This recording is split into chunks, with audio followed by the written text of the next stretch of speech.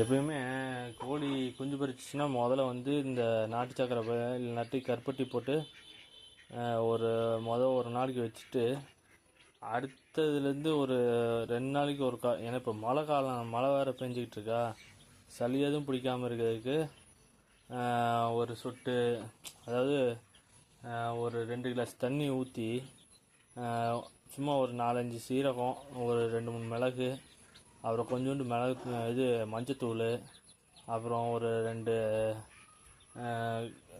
சின்ன வெங்காயம், கூட வந்து கற்பூரவள்ளி இலை இருந்துச்சுன்னா அது ஒரு இலை நல்லா நசிஞ்சு போட்டு விட்டு நல்லா ஒரு 2 கிளாஸ் தண்ணி ஊற்றுனீங்கன்னா அது ஒரு அரை கிளாஸ் வர அளவுக்கு சுண்ட காய்ச்சி அதை வந்து 1 லிட்டர் தண்ணியில் கலந்து இந்த மாதிரி வச்சு விட்டிங்கன்னா கோழிங்களுக்கு நோய் வராமல் இருக்கும். ஸோ நான் வந்து ரெகுலராக வந்து ஒரு 2 நாளைக்கு ஒருக்கா அது வந்து ரெகுலராக பண்ணுவேன்.